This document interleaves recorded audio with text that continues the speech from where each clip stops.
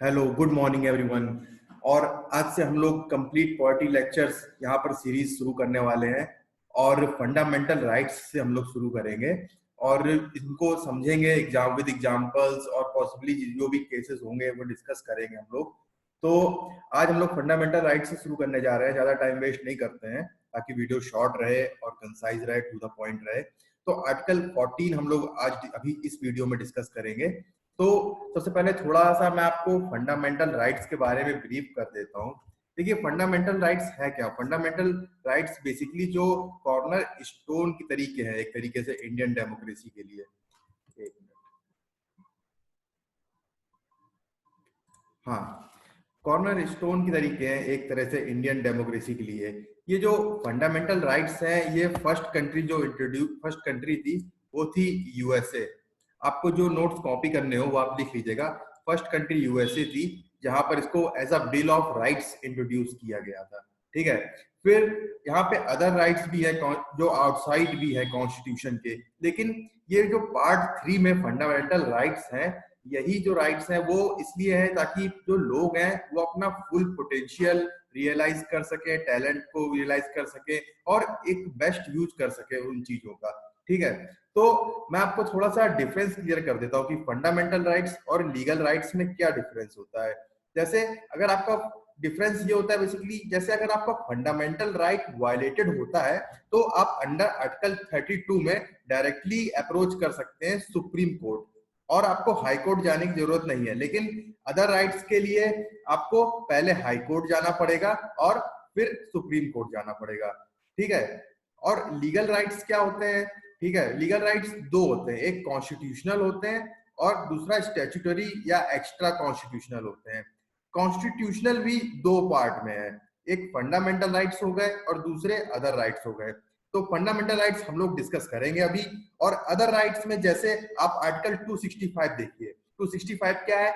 Right not to be taxed without authority of law. Article 300A क्या है? Right to property. Article 301 क्या है? Right to interstate trade and commerce. ये other constitutional rights है। और statutory और extra constitutional में क्या हो गया? आपके लेबर राइट्स हो गए, ठीक है, जिसमें राइट टू स्ट्राइक हो गया, right to enforce a contract हो गया, राइट टू ट्रांसफर प्रॉपर्टी हो गया। तो ये सब चीजें हो गई, इन सब चीजों को भी डिस्कस कर लेंगे बाद में। तो हम लोग के फंडामेंटल राइट्स जो हैं उनका नेचर क्या है? जो फंडामेंटल राइट्स हैं वो इंडिविजुअल एंजॉय करते हैं और एनफोर्सिएबल है स्टेट के अगेंस्ट में।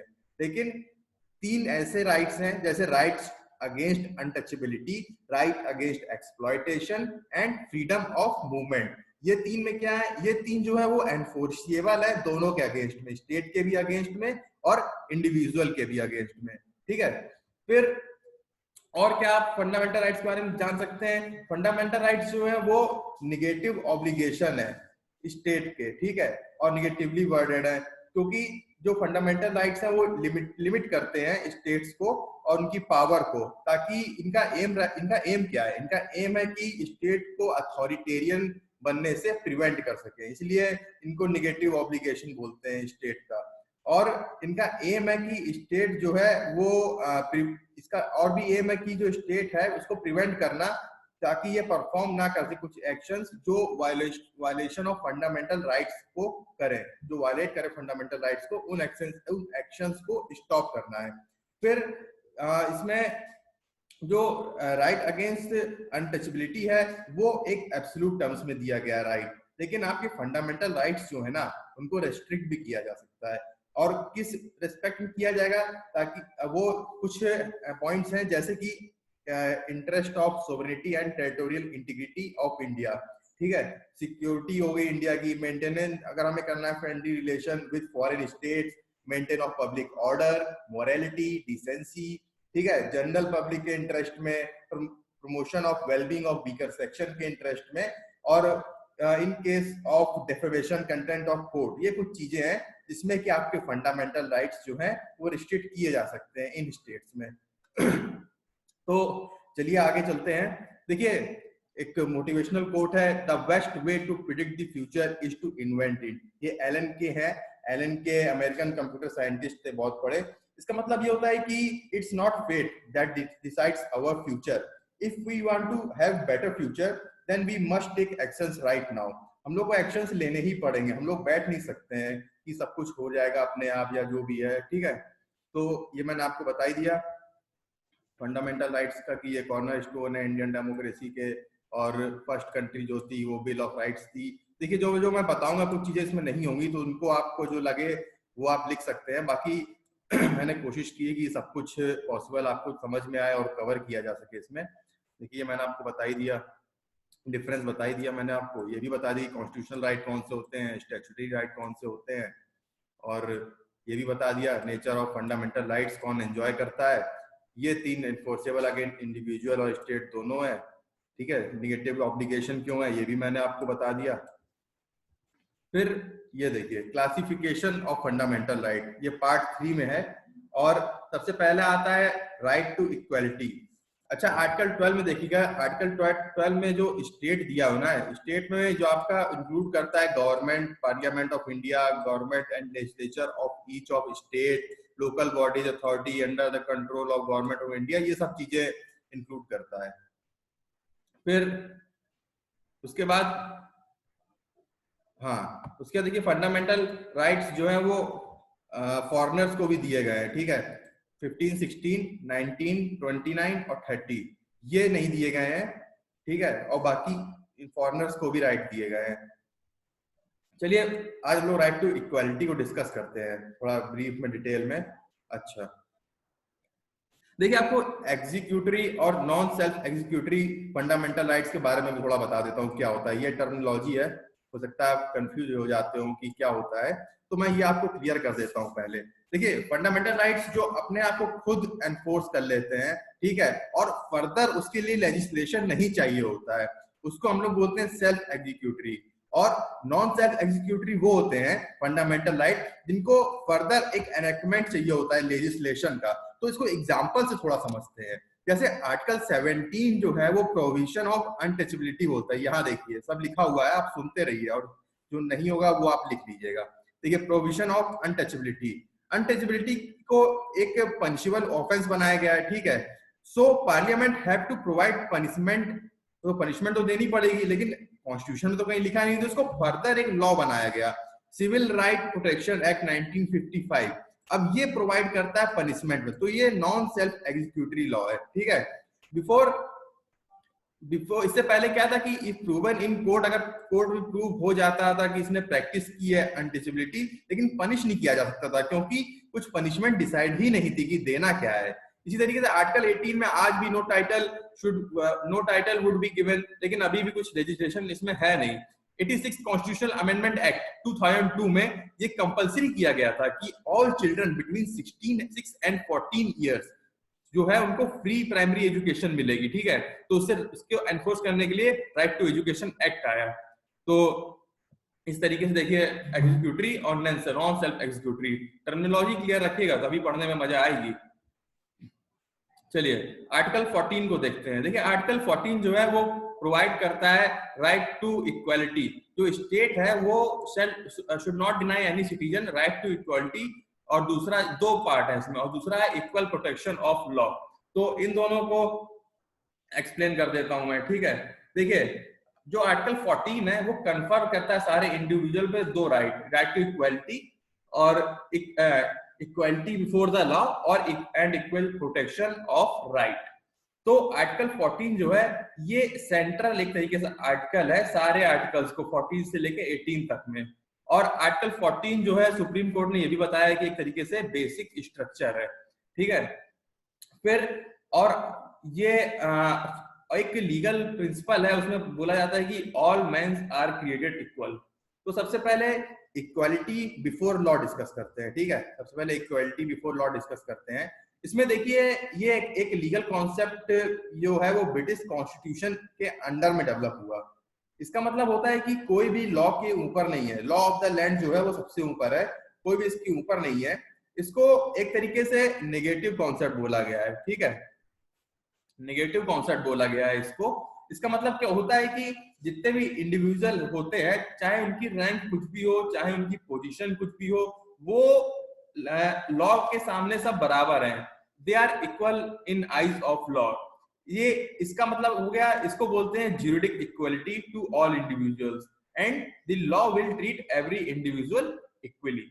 इस देखिए अगर एग्जांपल से मैं आपको समझाता हूँ, जैसे अगर दो पर्सन है, ठीक है, एक पीएम है और दूसरा जो है वो कॉमन सिटीजन है, और उन्होंने कमिट किया है किसी एक्ट को, सिमिलर एक्ट को कमिट किया है विदाउट लीगल जस्टिफिकेशन और सरकमटेंसेस भी सिमिलर है, तो जो लॉ है ना वो उनको इक्वली ट्रीट करेगा और उनको पनिश भी जो है इक्वल करेगा। तो इक्वलिटी जो है बिफोर लॉ वो इंक्लूड करता है रूल ऑफ लॉ अपने आप में ही, ठीक है, अपने आप में ही रूल ऑफ लॉ को वो इंक्लूड करता है। फिर देखिए लेक्स सुप्रीमस का मतलब होता है लॉ इज सुप्रीम। पुराने जमाने में हुआ करता था रेस लेक्स, रेस रेक्स लेक्स हुआ करता था, REX LEX, इसका मतलब होता था किंग इज सुप्रीम, ठीक है। तो इसका मतलब होता है लेक्स सुप्रीम का मतलब होता है कि लॉ जो है वो हाईएस्ट अथॉरिटी है, ठीक है, चाहे तुम कुछ भी रहो लॉ हमेशा तुम्हारे ऊपर रहेगा, चाहे तुम किंग रहो स्टिल सेम लॉ, सब कुछ। फिर एवी डाइसेज होते हैं, उन्होंने 3 प्रिंसिपल दिए थे रूल ऑफ लॉ के, ठीक है।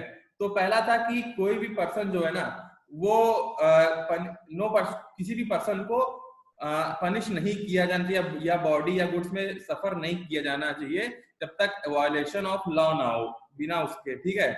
और जो वायलेशन जो है ना उसको इस्टेब्लिश करना चाहिए एक किसी कोर्ट में, ऑर्डिनरी कोर्ट में, और वहां की और एक ऑर्डिनरी मैनर में, ठीक है, बिना वायलेशन ऑफ लॉ के किसी को पनिश और मेड टू सफर नहीं होना चाहिए। फिर ये कहता है कि जितने भी पर्सन है, all persons are amenable to jurisdiction of the court is irrespective of the position status, any person can sue। ये बहुत सिंपल लिखा हुआ है, देखिए आप इसको समझ सकते हैं कि किसी को भी शू किया जा सकता है और कोई किसी को भी कर सकता है, और कोई जो फॉरेनर वगैरह है जो इंडिया में आ रहे हैं वो भी अंडर जुरिडिक्शन हो जाते हैं कोर्ट के, ठीक है। जो कॉन्स्टिट्यूशन है वो डेवलप करता है according to the law of the land. ये इंडिया में एप्लीकेबल नहीं है, इसको मॉडिफाई कर दिया गया कि constitution is the supreme law of the land. हम लोग के यहाँ constitution and all other law जितने भी बनेंगे वो उसको इसे कंफर्म करना पड़ेगा। ये मैंने आपको बता ही दिया कि रेक्स लेक्स था, किंग जो था वो लॉ था। अच्छा, कुछ एक्सेप्शंस प्रोवाइड किए गए हैं रूल ऑफ लॉ के अंदर में, ठीक है। ये एक्सेप्शंस जो है अंडर आर्टिकल 361 है, ये पूछ सकता है आपसे, ये अंडर आर्टिकल 361 में है। तो इसमें क्या होता है कि जो प्रेसिडेंट और गवर्नर जो होते हैं, गवर्नर स्टेट का जो होता है वो आंसरेबल नहीं होता है कोर्ट ऑफ लॉ को अपने एग्जीक्यूटिव फंक्शंस जब वो एक्सरसाइज कर रहा होता है। ये एक्सेप्शन है, ध्यान रखिएगा, ठीक है। तो कौन रिस्पॉन्सिबल होता है? पार्लियामेंट और स्टेट लेजिस्लेटिव असेंबली रिस्पॉन्सिबल होती है। प्रेसिडेंट एंड गवर्नर जो होते हैं वो रिस्पॉन्सिबल नहीं होते हैं। फिर कोई भी क्रिमिनल प्रोसीडिंग्स जो भी हो वो इंस्टीट्यूट नहीं की जा सकती इनके अगेंस्ट में, प्रेसिडेंट और गवर्नर के अगेंस्ट में इन अ कोर्ट ऑफ लॉ, जब तक वो अपने ऑफिस में है, क्योंकि ये हाईएस्ट अथॉरिटी होते हैं, ठीक है। तो इनके अगेंस्ट में क्रिमिनल प्रोसीडिंग्स मतलब प्रोसीड करना जब तक वो ऑफिस में है तो थोड़ा सा उसको अपमान टाइप का हो जाता है कि ये हाईएस्ट अथॉरिटी है और थोड़ा डाउन हो जाता है, ठीक है। फिर उसके बाद देखिए ये हो गया, ये भी हो गया, ठीक है। चलिए तीसरा पॉइंट ये है कि कोई भी सिविल प्रोसीडिंग्स जिसमें कि अगर रिलीफ क्लेम किया गया है वो can be instituted against president और governor. No civil proceedings can be instituted except after the expiry of a 2 month notice. 2 month का नोटिस क्या कहते हैं दिया जाएगा प्रेसिडेंट और गवर्नर को सिविल प्रोसीडिंग्स के केस में, ठीक है। फिर चौथा है कि इंटरनेशनल लॉ के अंडर में क्या, अगर कोई विजिटिंग हेड है जो स्टेट का या हेड ऑफ गवर्नमेंट है या अदर हायर ऑफिशियल और फॉरेन डिप्लोमेट है जो पोस्टेड है कंट्री में, वो लोकल कोर्ट्स के जुरिसडिक्शन में सब्जेक्टेड नहीं है, ठीक है।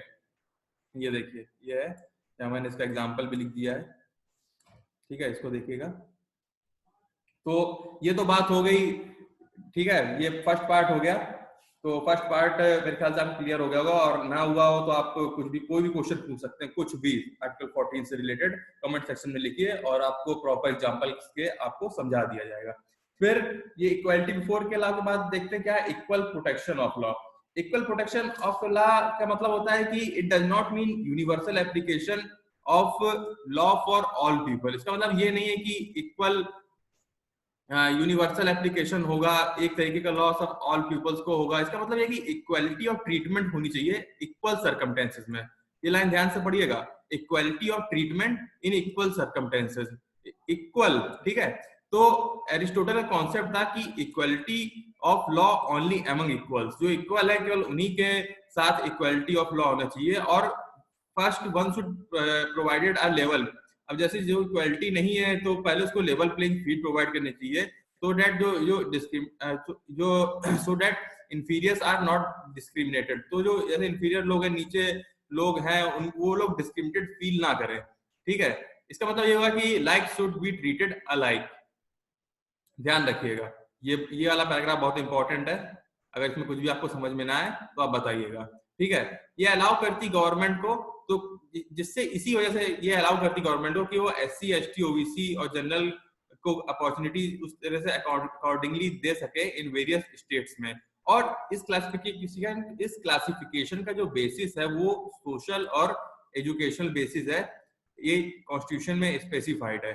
और गवर्नमेंट जो है वो डिस्क्रिमिनेट कर सकती है between SC candidate and general candidate, but can not discriminate between 2 SC। 2 SC के 2 SC लोगों के बीच में गवर्नमेंट डिस्क्रिमिनेट नहीं कर सकती, क्योंकि जो SC ग्रुप है वो ज्यादा यूनिफॉर्म है और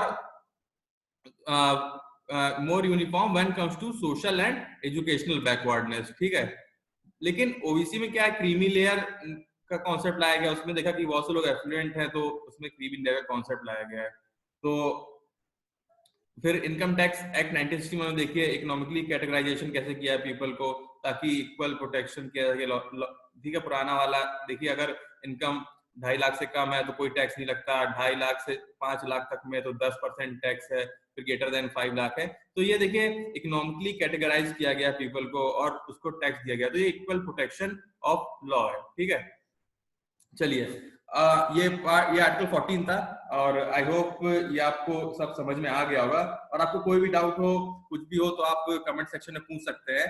और फंडामेंटल राइट्स इसी तरीके से हम लोग कंप्लीट करेंगे विद एग्जांपल्स और टर्मिनोलॉजी एवरीथिंग, ताकि सब रिवाइज हो सके सारे एग्जामों के लिए। और आपको अच्छा लगे वीडियो तो लाइक करिएगा और सब्सक्राइब करिएगा, और आगे भी सारे वीडियोस कंटिन्यू आते रहेंगे, ठीक है। Okay, thank you very much.